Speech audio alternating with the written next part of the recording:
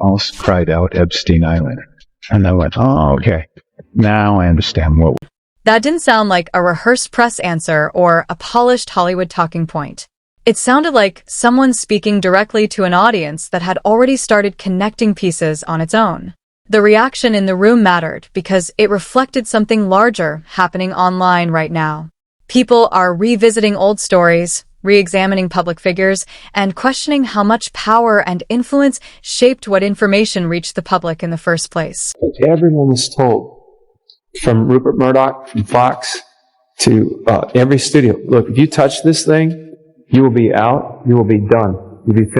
The conversation surrounding the entertainment industry has shifted dramatically in recent years. Public trust has been shaken by investigations, lawsuits, leaked documents, and testimony connected to powerful individuals.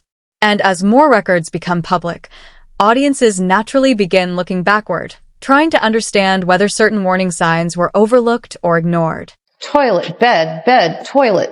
That's where discussions around Sound of Freedom and Jim Caviezel enter the conversation. In interviews, Caviezel has spoken about continuing conversations around exploitation, trafficking, and abuse networks.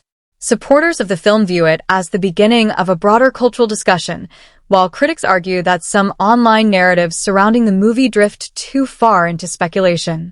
Either way, the topic continues generating intense public debate because it intersects with real-world investigations that have already captured global attention. I remember this one conversation I had with Mel Gibson and the whole team that came in and just said, wow, these are the... What makes the conversation more intense now is the timing.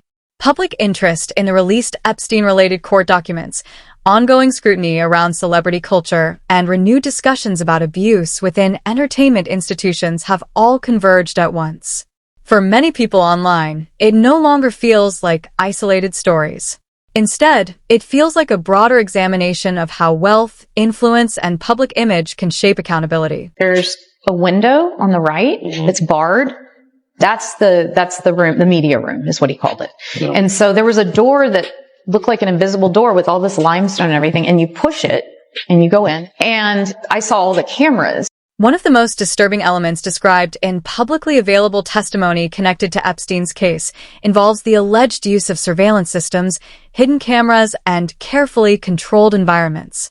Multiple reports and court filings over the years have described how power, intimidation, and manipulation were allegedly used to maintain silence and control. These details are part of why the case continues drawing attention years later. I mean, when you first walk into this door, it was stated that the painting of Bill Clinton in a dress was right there for you. Very, very. Critics of powerful institutions often argue that influence itself can become a form of protection. The idea isn't only about criminal allegations. It's also about proximity, reputation, and public trust. When influential figures appear connected socially or professionally, audiences begin reinterpreting old photographs, interviews, and public appearances through a more suspicious lens, even when those connections alone do not prove wrongdoing. Epstein was emailing with private investigators who he hired to remove, in particular, 3 computers from his home before the search warrant was executed. At the center of all this is a larger question about systems. Many commentators argue that the Epstein case revealed not just the actions of one individual, but a wider network of relationships involving politics, finance, media, and entertainment. Others caution that internet speculation can easily spiral beyond verified facts, blending confirmed information with assumptions and conspiracy theories. Almost cried out Epstein Island. And I went, oh, okay. Now I understand what we're... That tension between documented evidence and online interpretation is exactly why this subject remains so controversial. Some names connected to Epstein appeared in records simply because of social contact or travel, while others faced more serious allegations.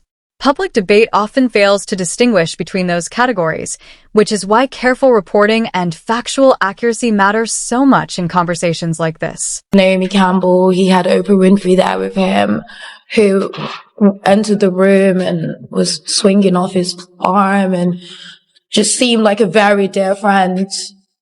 And these, like Oprah, Naomi, Rita, and Georgina, they all sat at his table. And for me, meeting Oprah was like, oh my God, like I would have thought that I would have to be someone who's established, who everyone would have had to know about before I was privileged enough to meet someone like Oprah. So that gave me so much confidence in him at the time when he approached. What continues fueling these discussions is the broader issue of trust.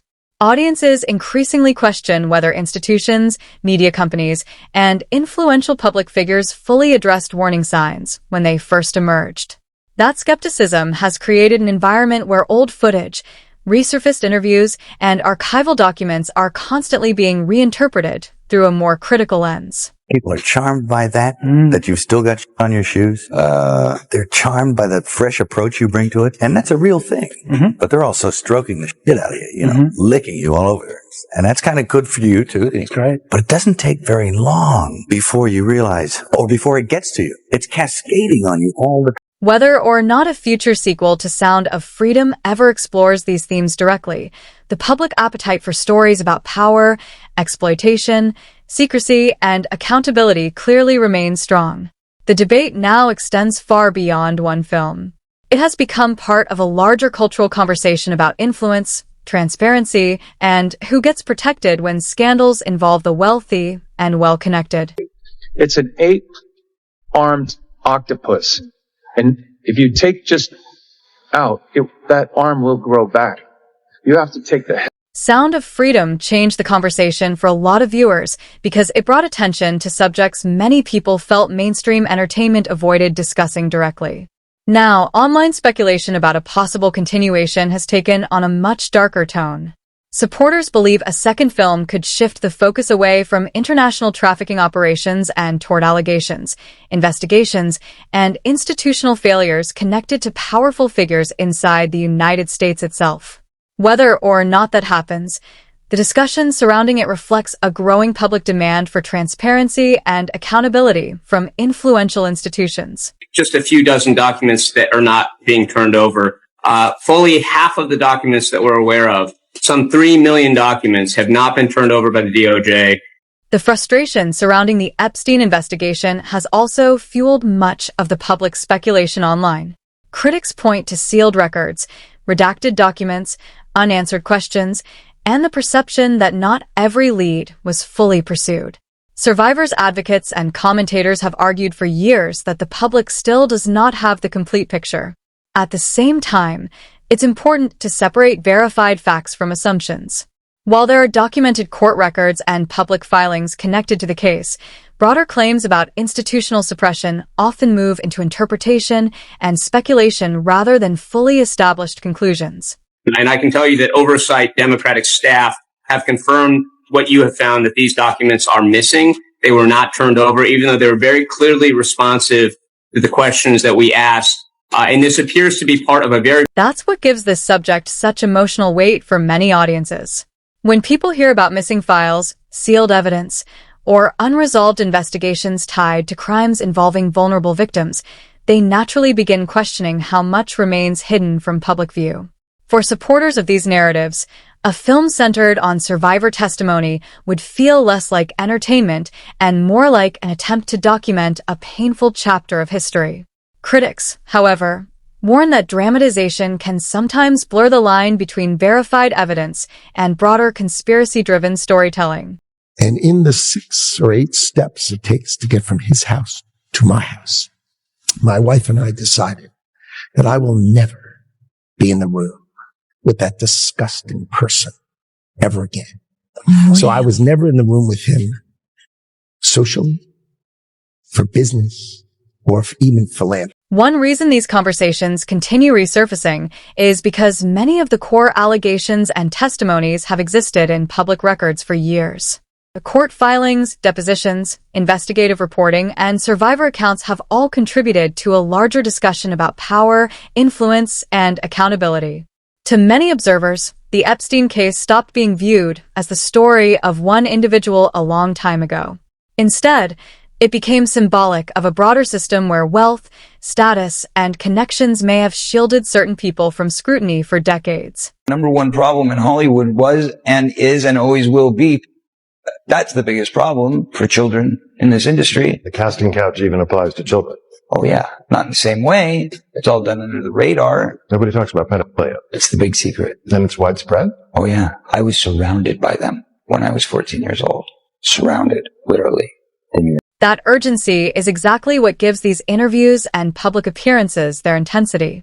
Supporters of a potential follow-up project believe the subject matter represents more than just another movie. They see it as part of a larger cultural moment where old records, archived testimony, and long-ignored allegations are being re-examined by a public that no longer trusts institutions as easily as it once did. Whether audiences agree with that interpretation or not, the emotional force behind the conversation is clearly rooted in a belief that unanswered questions still remain. We have a darkness around us right now. We could lose our republic. How are we going to let our children go? For years, debates around these topics have involved accusations of secrecy, redactions, legal pressure, and institutional silence. That history is part of why discussions around a possible sequel generate such strong reactions online. Some people believe a major film revisiting these themes could force uncomfortable conversations back into mainstream culture, while others worry it could amplify speculation beyond what evidence actually proves. Either way, the audience interest is undeniable. So what do you think? Could a project like this ever actually be released on a large scale? And if Hollywood continues exploring stories about power, influence, and accountability, how far do you think filmmakers are willing to go?